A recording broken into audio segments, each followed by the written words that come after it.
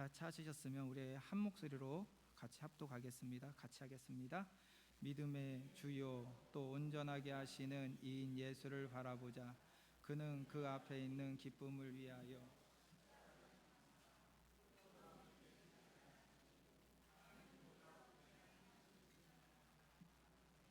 아멘.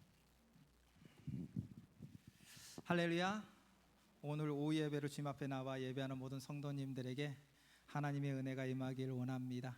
오늘의 말씀의 제목은 찾았다면 보았다면이라는 주제를 가지고 말씀을 나누고자 합니다.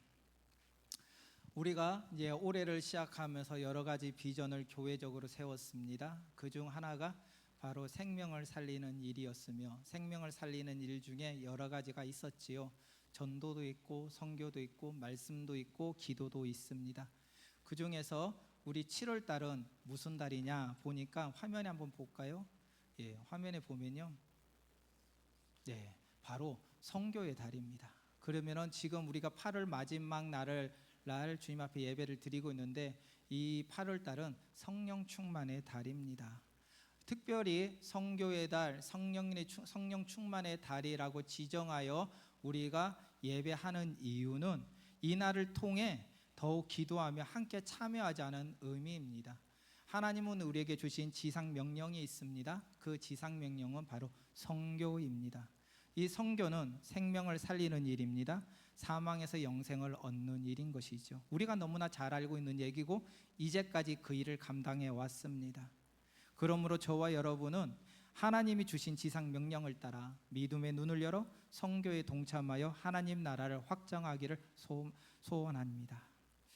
이 지역에 보면은 우리 인천 지역을 떠나서 전국에, 또한 전 세계적으로 보면 가는 곳곳마다 교회가 세워져 있고, 또한 교회의 이름으로 그리스도의 사랑을 전하고 있습니다. 각 지역, 각 교회마다 이름은 다르지만 다른 모습으로 있지만 각양각색의 모습으로 그리스도의 사랑을 전하고 있던 것이죠. 예를 들면요, 어떤 교회를 제가 방문을 했더니 그 교회는 현수막이 이렇게 쫙 내려져 있습니다. 그리고 거기에 뭐라고 적혀있냐면 할 수 있다, 하면 된다, 해보자 라는 말씀이 있고, 또 어떤 데를 가니까 전도, 또 어떤 데를 가보니까 하나님은 영이시니 예배하니까 영과 진리로 예배할지니라, 여호와는 나의 목이 내게 부족함이 없으리라 등등등 이 표어를 걸고 교회의 특색, 우리가 이번 달에 우리가 해야 될 게 무엇인지를 모든 성도들이 함께 읊으면서 목적을 가지고 나가는 걸 보게 됩니다. 그런데 어떤 교회를 가니까 이렇게 현수막이 걸려 있기도 하지만 현수막이 없이 깨끗한 리모델링을 해요. 백지장처럼 아무것도 없이 하얀 모습으로 드러난 교회도 있더라고요. 하여튼 간에 여러 가지 모양으로 교회를 세우고, 또한 그 하나님의 일을 감당하는 것은 그 역시 자신에게 주신, 담임 목사님에게 주신 비전을 통해서 하나님의 나라를 세워지기 위한 것입니다. 교회마다 하나님이 보여주신 비전을 바라보고 기도하며 하나님의 나라를 이루어가고 있는 것이죠. 그런데 이렇게 수많은 교회를 크게 두 분류로 나누게 된다면요, 어떻게 나눌 수 있냐면은 고인교회 아니면 흘러내보내는 교회로 나눌 수 있습니다. 똑같은 십자가의 이름 하에 어떤 교회는 고여있는 교회, 어떤 교회는 흘러내보낸 교회가 있다는 것이죠. 그렇다면 우리 교회는 어떤 교회입니까? 고여있는 교회입니까? 아니면 흘려내보내는 교회입니까? 고인물이란 말이 있습니다. 고인물은 썩는다는 말이 있죠. 근데 이 고인물이 처음부터 고였느냐 라고 말하면 그렇지 않습니다. 분명히 고인물조차도 어디서부터 유입되어서 이곳에 정착을 하게 된 것이죠. 그런데 그렇게 어디서 흘러온 물이 정착하다 보니까 한 곳에 모였고 그곳에 식상해지고 썩게 되는 겁니다. 우리가 잘 알다시피 사해바다가 있어요. 사해바다, 저는 아직 한 번도 가보지 않았지만 사해바다 가면은 염분이 높아가지고 사람이 둥둥 뜬다고 합니다. 그런데 현 시대의 사해바다는 사람이 가라앉는데요. 왜냐하면 고여있는 사해바다가 어느새 이제는 다른 곳으로 흘러간다는 얘기가 있습니다. 즉 자신만의 특징이 고여있는 것이 아니라 하나님의 뜻 가운데 흘려보내야 됨을 사해바다를 통해서 저는 깨닫게 된 것입니다. 제가 아는 한 교회가 있어요. 근데 그 교회는 한 수백 명 정도 모이는 교회인 것 같습니다. 근데 그곳에서 오랫동안 신앙생활했던 30대, 40대의 젊은 청장년들이 우리는 이 교회를 탈피하여 정말 하나님이 보여주신 비전을 가지고 정말 교회다운 교회를 세우겠다고 하여 100여 명이 나와 분리 개척을 했습니다. 그렇게 나온 이유가 무엇이냐? 조금 전에 말씀을 드렸다시피 지금까지 우리가 섬겼던 교회가 썩었기 때문이라고 그들은 판단을 했던 것입니다. 그러므로 우리들은 하나님이 기뻐하는 교회가 되자는 취지에서 분리 개척을 했다는 거예요.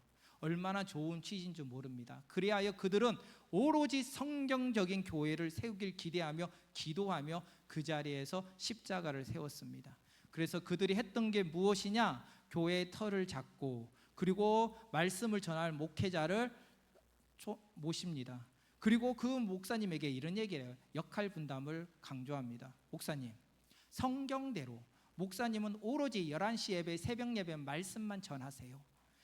저희들은, 우리 성도들은 행정과 구제와 선교와 교육, 설교 외 모든 것들을 우리 성도들이 알아서 할 테니 목사님은 오로지 말씀만 전하십시오. 그게 가장 성경적인 겁니다 라고 해서 수많은 목사님들을 면접을 보았고 그 중에서 가장 합당한 목사님을 모셨습니다. 그리고 그 목사님도 역시 오로지 말씀만 전하게 되었던 것이지요. 그리고 성도들은 교회 전반적인 교회를 자신들이 알아서 착착해 갔습니다. 새벽에 문을 여는 것부터 청소부터 섬기는 것까지 전도, 선교, 예배 모든 영적인 부분까지도 그 성도들이 감당하기 시작했습니다. 성도들은 자신들이 생각할 때 기존의 교회의 문제를 되풀이하기 위해서 뜨거운 열정과 믿음으로 깨어있길 간구하며 그들은 그렇게 시작하였습니다. 그리고 시간이 20년이 지났습니다. 그리고 그 교회의 현실을 바라보게 되었어요. 과거에 30대, 40대였던 젊은 청장년들은 어느새 이제 나이가 20년이 흘러서 나이가 많이 들게 되었고 교회의 중직자가 되었으며 교회 이전에 자신들이 생각했던 교회의 문제라고 여겼던 문제들을 자신들이 그대로 답습하며 하고 있습니다. 권리만 내세우고 자신들의 뜻과 다른 성도들은 다 밀어냅니다. 그리고 자신의 뜻에 맞는 교역 목사님을 모시고 왔지만 만약에 그 목사님이 자신들에게 원하지 않는 말씀을 하거나 또한 그렇지 않은 행동을 하거나 예배 말씀 외 여러 가지를 이렇게 같이 하려고 하면 바로 이게 내보내며 새로운 목회자를 모셨습니다. 그러면서 자신들은 어느새 목회자도 자신들이 할 수 있다는 생각을 하게 된 것이죠. 이런 형국들이 무한 반복되었습니다. 왜 이런 일들이 일어날까요? 제가 예를 들었던 이 교회는 실제로 있는 교회이며 이런 교회가 한두 개가 아니라 지금 굉장히 많은 교회에서 이루고 있습니다. 예배는요, 말씀만 있는 것이 아닙니다. 찬양과 기도와 헌금과 말씀 선포가 구성이 되어 온전한 예전을 구성하는 겁니다. 또한 성도의 역할은 오직 예배만 참석하는 것이 아니라 모이는 데 힘을 쓰며 떡을 떼며 제자 삼아 복음을 전하는 일을 감당해야 됩니다. 즉 말씀과 교육과 선교와 전도와 구제와 헌신 등 영적인 일을 해야 하는데 그 영적인 메시지를 전해야 될 메시지가 없이 그들은 공허한 상태로 그들은 외적인 것만을 추구하게 된 겁니다.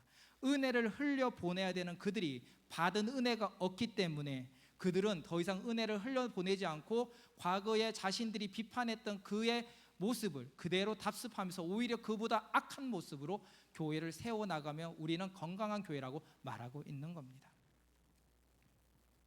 사람은요, 나면서부터 악한 자입니다. 그렇기에 자신의 뜻을 관철시키기 위해 교회를 세우고 우리끼리의 문화 속에서 다름을 인정하지 않아서 이런 문제가 생겼다는 겁니다. 제가 어느 자료를 보니까 이혼의 제1순위, 이혼의 이유 제1순위가 뭔지 아십니까? 대부분 바로 이 성격 차이라고 합니다. 근데 심리학적으로 보면요, 이 오히려 남녀 간의 성격이 차이가 나면 날수록 오히려 오래 산다고 말합니다. 건강하게 산다고 합니다. 그렇다면은 왜 이혼을 하느냐? 그것은 말이 통하지 않기 때문입니다. 더 이상 다른 사람들의 의견을 받아들이지 않고 나 역시도 내 고집대로 나의 아성을 키우면서 무조건 내 식대로 따라오라고 하는 그런 문제로 인해서 이혼을 한다는 겁니다. 이런 문제가 지금 현재 교회들 사이에서 일어나고 있는 것이죠. 2022년인가 2023년도에 스토브 리그라는 이 드라마를 했습니다. 이거 아시나요? 한번 보실 수 있을까요? 네, 스토브 리그라는 이 드라마를 했었는데, 이 드라마의 배경은요, 매해마다 꼴찌를 하는 야구단에 대한 이야기입니다. 이 야구단은 매년 70억의 적자를 보았기 때문에 기업의 입장에서는 적자를 보는 이 야구단이 필요가 없었던 것입니다. 그리하여 때마침 수많은 사람을 어떻게 하면 이 야구단을 해단시킬까 고민을 하는 가운데 한 적임자를 만나게 되지요. 그 적임자가 누구냐면 백승수라는 사람입니다.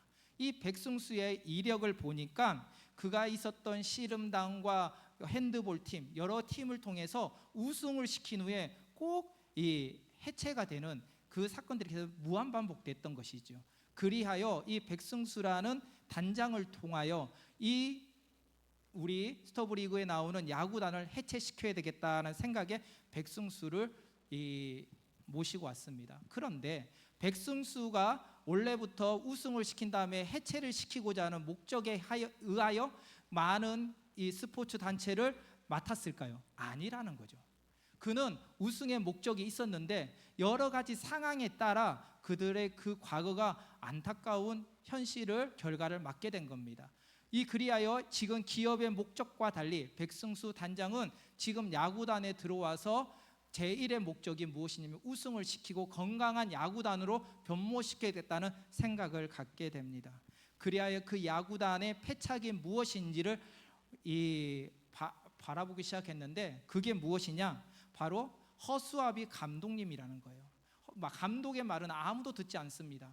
코치진의 파벌 싸움, 뒷돈거래, 그리고 권위의식, 나는 괜찮다는 아니란 생각, 변화를 원치 않습니다. 우리는 꼴찌를 해도 내가 받는 돈만 있으면 된다는 생각. 그리고 문제는 그곳에서 11년간 슈퍼스타라고 골든글러브 상을 6번이나 받았던 이 프랜차이즈 스타가 문제였던 겁니다. 그리고 기업적으로 적은 투자.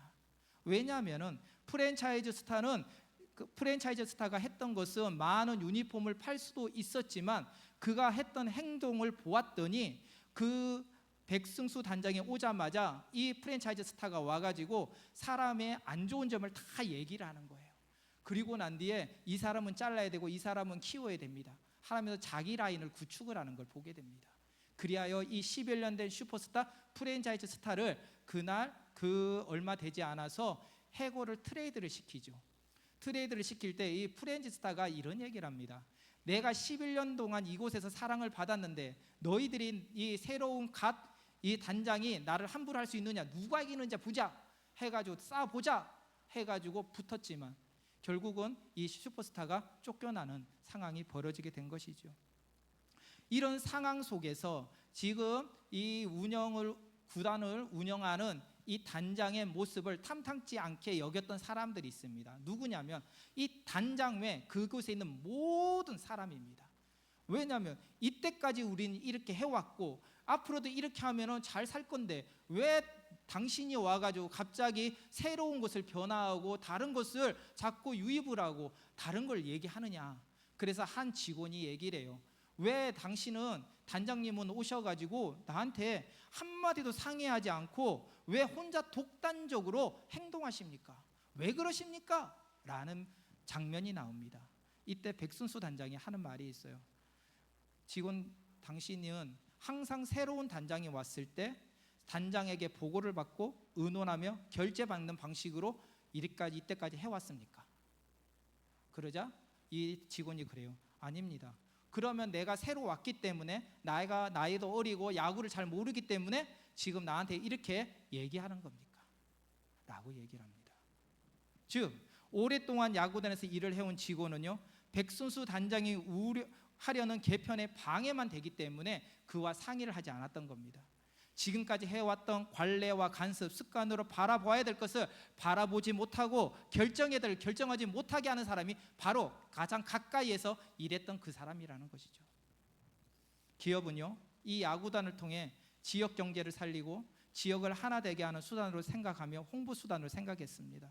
그러나 그에 맞지 않는 실력과 불의와 안일함과 타락으로 병들었기 때문에 이를 버리려고 했던 것이죠.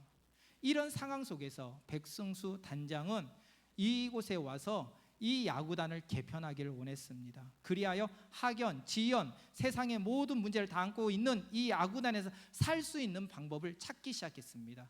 그리하여 제일 먼저 데이터베이스를 구축했습니다. 필요한 일과 불필요한 일을 구분했습니다.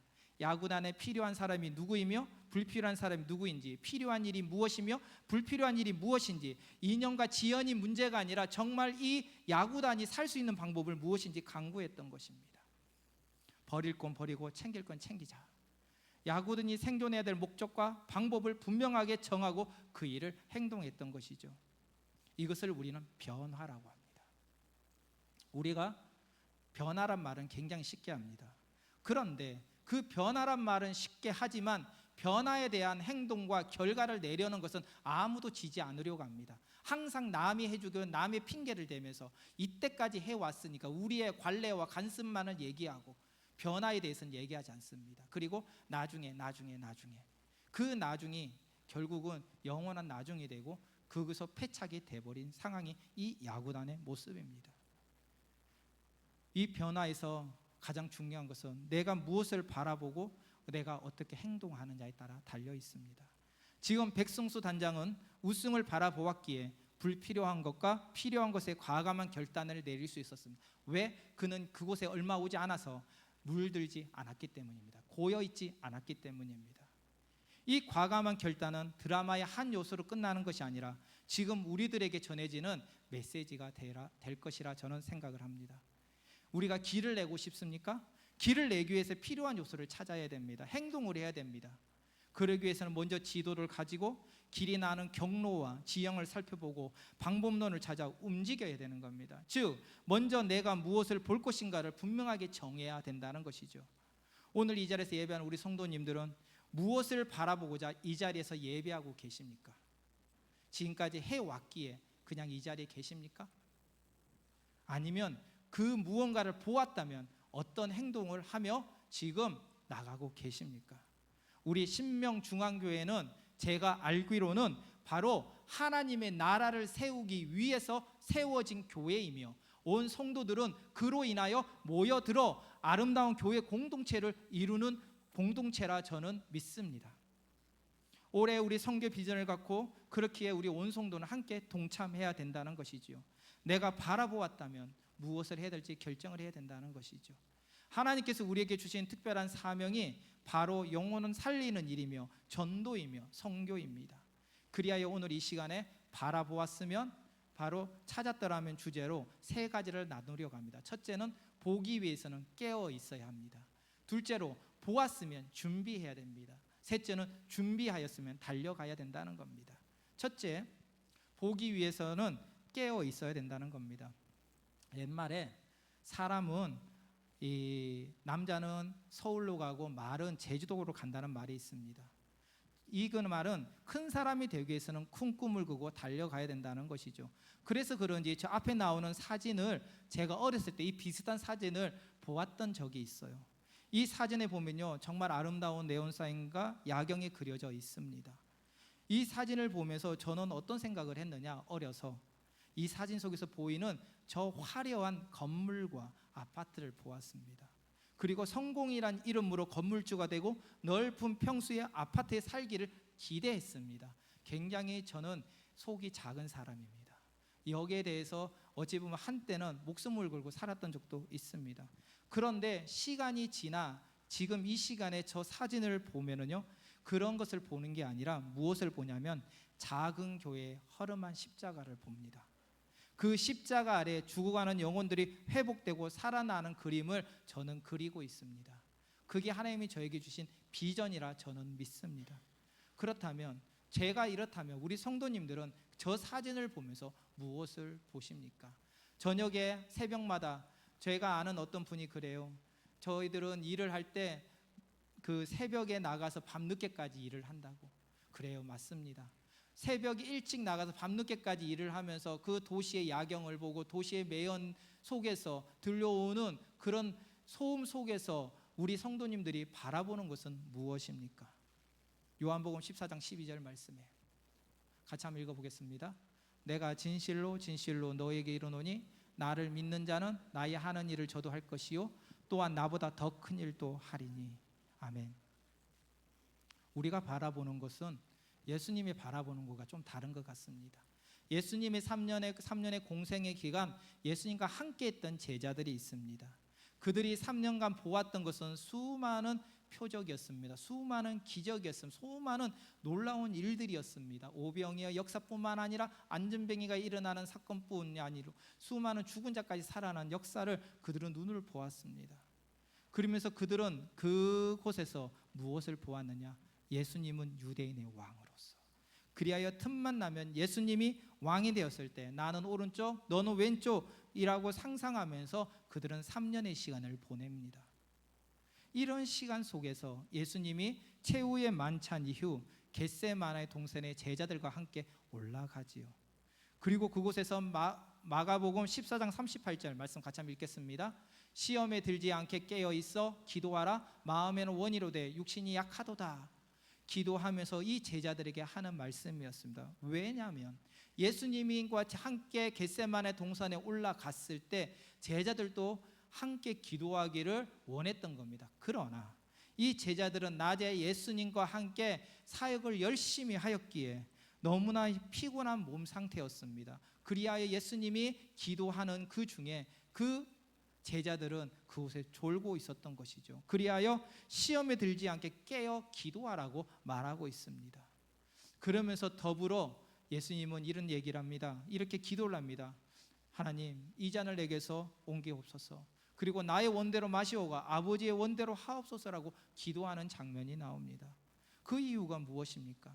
제자들의 원대로 유대인의 왕으로서 이 로마에게서 해방하여 강건한 나라를 세우는 게 목적이 아니라 하나님의 주신 사명을 감당하기 위해 이 땅에 온 것을 이제 마무리할 때가 온 것을 알고 있었기 때문입니다. 즉 아버지의 때에 따라 자기가 죽일 것인 걸 알고 있었던 것이죠. 물론 이 죽음으로 말미암아 만민들이 죽음에서 생명을 얻게 될 것입니다. 하지만 이 과정 속에서 예수님은 쓰라린 아픔과 고통으로 죽어야 되는 현실에 맞닿아 있습니다.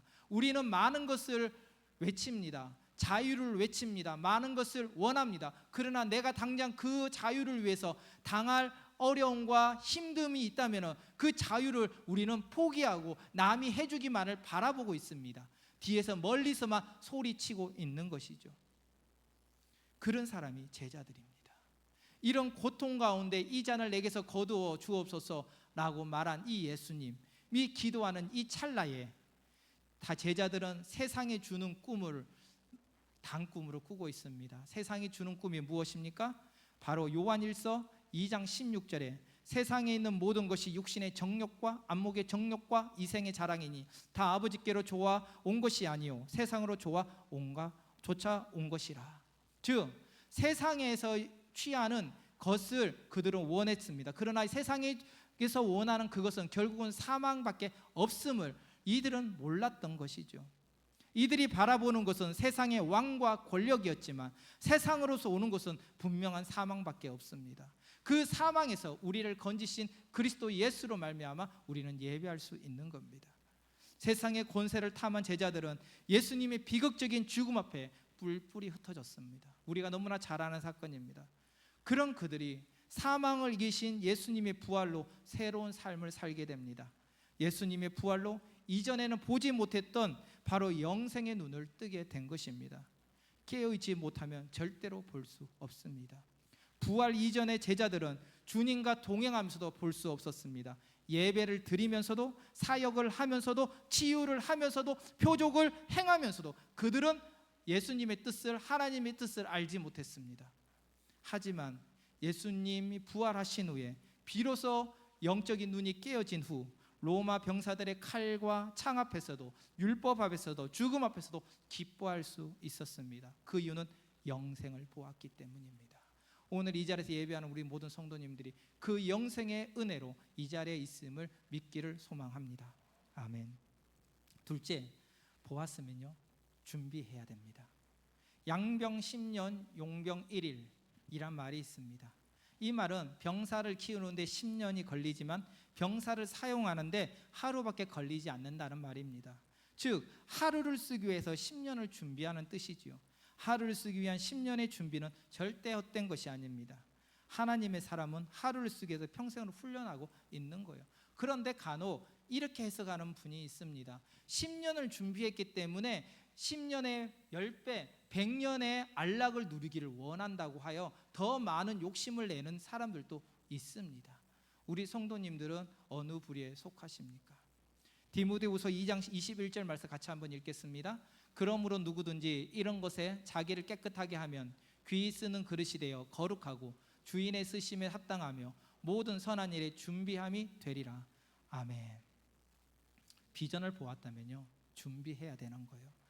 그런데요, 같은 공간에서 같은 말씀을 듣고 같은 비전을 보았는데 그 가운데 다 동일한 모습으로 쓰는 건 아니더라고요. 비전을 위해 기도와 찬양과 은사와 달란트대로 준비한 자는 귀하게 쓰임 받지만 그 가운데 준비하지 못한 자는 그렇지 않습니다. 준비되지 않는 자는 비전을 보았으면서도 졸게 되는 거예요. 우리가 잘 알고 노는 열처녀의 비유 맞죠? 사도행전에 보면요, 유두고라는 청년이 나옵니다. 유두고는 낮에 육체 노동으로 인해서 매우 피곤한 상태였습니다. 그런데도 그는 예배를 사모했어요. 그래서 사도 바울이 집례하는 두로와 교회 예배에 참석하여 하나님의 은혜를 간구합니다. 그런데 그날따라 사도 바울의 예배가 길어집니다. 열정과 정열로 하나님 말씀을 선포하고 예배가 지속되었습니다. 그런 가운데 유두고는 그 피곤으로, 육체적인 노동으로 인한 피곤으로 인하여 졸음을 이기지 못하고 3층 창문에 앉아있다 떨어져 죽는 사건이 발생됩니다. 아무리 우리가 같은 비전을 보았다 할지라도 준비되어 있지 못한 자는 예배하다 육신이 약하여 졸다 3층에서 떨어진 유두고처럼 될 수 있는 겁니다. 그러므로 우리는 준비해야 됩니다. 기도로 항상 주님의 음성을 듣고 찬양을 통해 하나님께 나의 신앙을 고백하며 영적으로 무장해야 합니다. 에베소서 6장 14절 18절에 보니까 같이 읽겠습니다. 그런즉 서서 진리로 너희 허리띠를 띠고 의의 호신경을 붙이고 평안의 복음이 준비한 것으로 신을 신고 모든 것 위에 믿음의 방패를 가지고 이로써 능히 악한 자의 모든 불화살을 소멸하고 구원의 투구와 성령의 검 곧 하나님의 말씀을 가지라 그랬습니다. 비전을 보았다면 영적인 전신갑주를 입고 준비해야 되는 겁니다. 평상시 준비한 자는 불시에 찾아오는 환난과 어려움 속에서도 이길 수 있습니다. 그러나 때가 되면 되겠지라는 안일한 생각을 가지고 있는 사람은 그 상황이 되면요, 포기하게 되고 쓰러지게 되는 겁니다. 저와 성도들은 이 영적인 전신갑주를 입고 준비하기를 소망합니다. 마지막으로 준비하였으면요, 달려가야 되는 거예요. 사도 바울, 우리가 너무나 잘 아는 위인입니다. 사도 바울은 기독교인이라면 모르는 사람이 없을 정도입니다. 이 사도 바울은 이방인의 선교사라고 불렸으며 사도 바울을 통해 선교의 꿈을 꾼 사람 역시 많습니다. 사도 바울은 처음부터 예수님을 믿었던 사람일까요? 그렇지 않았지요. 갈라디아서 말씀에 보니까 사도 바울은 자신을 이렇게 얘기를 합니다. 같이 한번 읽겠습니다.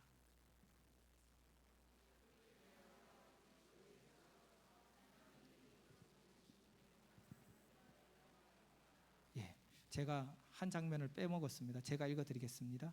갈라디아서 1장 13절 14절에 내가 이전에 유대교에 있을 때 행한 일을 너희가 들었거니와 하나님의 교회를 심히 박해하여 멸하고 내가 내 동족 중 여러 영갑자보다 유대교를 지나치게 믿어 내 조상의 전통에 대하여 더욱 열심이었던 자다. 나는 유대인으로 다소에 났으며 로마인이고 당시 최고 약제 가말리엘의 문화생으로 율법과 학문에 능통한 자라고 자기를 소개합니다. 이렇게 인재 중에 인재했던 사도 바울은 하나님의 영광을 가리는 이단 그리스도교를 제거하는 열심이 있었습니다. 그러던 어느 날 이단 예수교를 추종하는 자들이 다말섹에 모인다는 소문을 듣고 그곳으로 달려가는 길에 예수님을 만나게 되죠. 그곳에서 예수님을 만나 회심을 하고 그는 인생이 완전히 바뀝니다. 그런데 이 과정 속에서 성경에 보니까 이 예수님 아나니아를 통해서 눈을 뜬 다음에 그가 있었던 곳은 아라비아에서 3년 있었다고 말하고 있습니다. 이 아라비아는 광야를 말합니다. 즉 예수님의 성령으로 인하여 자신의 깨달음을 얻고 준비하는 기간을 가졌다는 거예요. 이전에 있었던 많은 학문과 여러 가지 기술이 중요한 게 아니라 지금 내가 예수님을 만나 그곳에 그 학문을 예수님으로 다시 준비하는 시간을 이 사도 바울 역시 가졌다는 거예요. 그리하여 그는 아시아, 유럽 지중해를 넘어 아프리카까지 닿으며 죽기까지 복음을 전한 자로 우리는 기억하고 있습니다. 사도 바울은 빌립보 3장 14절에 아까 우리가 읽었던 말씀처럼 표대를 향하여 그리스도 예수 안에서 하나님이 위해서 부르신 부름의 사랑을 위하여 달려간다고 말합니다. 자신이 달려갈 길을 정하니 뒤도 돌아보지 않고 오직 그 길만이 달려갈 수 있는 겁니다. 이렇게 달려갈 수 있는 것은 준비가 되어 있었던 것이죠. 제가 신학교를 다닐 때 정말 그곳에서 많은 전도사님, 사모님, 목사님을 만났습니다. 근데 아이러니하게 저와 교제하는 사모님과 전도사님과 목사님들의 특징은 특별한 간증들이 있는 분들이었습니다. 한 사모님은 평상시에 온마디가 끊어질 정도로 아파가지고 움직이지 못하는데 기도할 때나 예배 드릴 때나 그리고 신학교 올 때만은 그 몸이 성해져가지고 와서 그걸 감당하고 있다는 거예요. 그리고 어떤 이 전도사님은 그 교통사고로 말미암아 온몸이 산산조각 난 상태에서 하나님의 은혜로 구원받았기에 자신은 하나님이 주신 사명, 나를 살린 것처럼 이제는 영혼 살린 일을 감당하겠다고 그 자리에 온 전도사님도 계십니다. 그 전도사님이 이런 얘기를 해요. 모든 것이 하나님의 은혜입니다. 모든 것이 하나님의 은혜입니다. 그분을 보면요, 믿음이 좋고 지혜로우며 성실한 분이었습니다. 다만 그분의 약점이 있다면 배움의 끈이 남들보다 조금 짧다는 것이죠. 그러나 그는 항상 겸손한 모습으로 주님 앞에 엎드렸던 걸 저는 기억합니다. 근데 그에게 하나의 유혹이 찾아와요. 바로 물질에 대한 유혹입니다. 그 전도사님이 로또가 당첨이 된 거예요. 저는 로또가 되고 싶습니다. 그 일로 좋은 일을 쓰고 싶습니다. 그런데 이 로또로 말미암아 그 전도사님이 인생이 바뀌는데 그 전에 모든 게 하나님의 은혜였습니다 고백했던 그 전도사님이 언제부턴가 약간 부정적인 얘기를 시작했습니다. 그리고 남들과 비교하는 말을 시작했습니다. 그리고 물건을 사더라도 사친스러운 모습, 이전과 다른 모습으로 살아가게 됩니다. 성실함이 사라졌습니다. 그리고 그 전도사님은 신학교를 자퇴하고 세상을 향해 나갑니다. 그리고 그분이 했던 말씀, 이것 역시 하나님의 은혜다. 맞아요. 이 전도사님의 모습만 이렇습니까? 저도 동일하고 이 자리에 계신 모든 분들 동일하다 생각합니다. 내가 뜻한 바가 하나님의 은혜라고 생각합니다. 기도라고 말하지만 하나님의 뜻보다 당장 눈앞에 나오는 결과에 따라 그것이 맞다고 생각합니다. 이 전도사님은 하나님이라 은혜라 말하면서 처음 받은 하나님의 주신 사랑, 사명의 길이 아닌 평탄한 삶, 부유한 삶을 기대하며 세상을 향해 나갔습니다. 저는 이 전도사님을 부정적으로 말하는 게 아닙니다. 잘못했다고 말하는 게 아닙니다. 그 역시 기도하는 가운데 준비되었을 것입니다. 하지만 주님이 뜻한 바가 정녕 우리에게 제시하는 게 무엇인가를 되새기면서 이 전도사님을 회상하게 되었습니다. 준비된 자는 뒤를 돌아보지 않습니다. 세상을 돌아보지 말고 표대를 향해 달려갈 수 있습니다. 그러나 사탄의 유혹은요, 그런 가운데 우리를 좌절하게 만들고 타협하게 만들고 하나님의 나라를 보지 못하게 합니다. 지금 오늘 예배한 우리 성도님들은 무엇을 바라보고 계십니까? 세상의 문화입니까? 아니면 하나님의 나라입니까? 하나님은 우리 성도님들을 통해 하나님의 나라가 확장되기를, 부흥되기를 원하십니다. 한 영혼 한 영혼이 살아나고 죽어가는 땅이 회복되기를 원합니다. 누군가가 나에게 목숨을 걸고 복음을 전했기에 우리가 이 자리에서 예배할 수 있듯이 나의 작은 사명을 감당할 때 한 영혼이 살아날 수 있음을 알고 우리에게 사명을 감당하라고 말합니다. 그 사명이 누구에게? 바로 우리에게 있고 그를 위해 우리에게 생명의 길을 보여주셨고 그 길로 인도하십니다. 그러므로 저와 여러분은 나에게 보이신 생명의 길을 향해 달려가길 주님의 이름으로 축원합니다. 아멘. 광고는 주보를 참조해 주시면 감사하겠습니다. 우리 사명 주님 앞에 찬양하시겠습니다.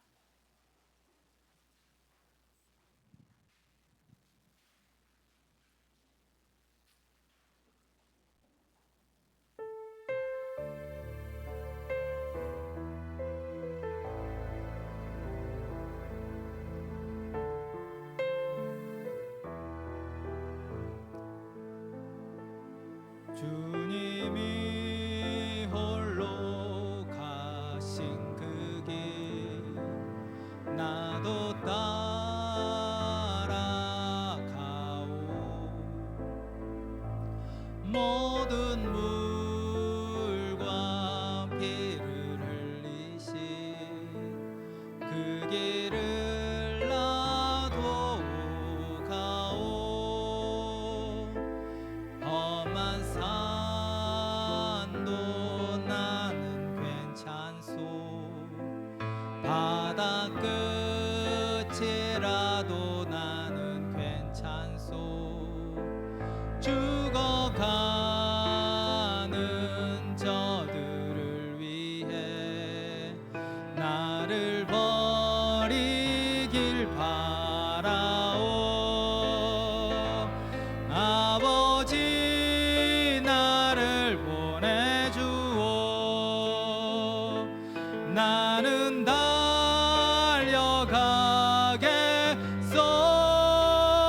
달려가겠소. 목숨도 아끼지 않겠소. 나를 보내. 주님이 홀로 가신 주님이 홀로 가신 그 길 나도 따라가오. 모든 물과 피를 흘리신 그 길을 나도 가오. 험한 산도 나는 괜찮소. 바다 끝이라도 나는 괜찮소. 죽어가는 저들을 위해 나를 버리길 바라. 세상이 나를 미워해도 나는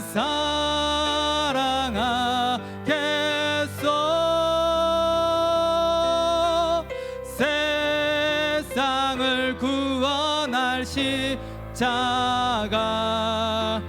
나도 다 일어나서 고백하겠습니다. 주님이 홀로 가신 주님이 홀로 가신 그 길 나도 따라가오. 모든 물과 피를 흘리신 그 길을 나도 가오. 험한 산도 나는 괜찮소. 바다 끝이라도 나는 괜찮소. 죽어가는 저들을 위해 나를 버리길 바라. 생명을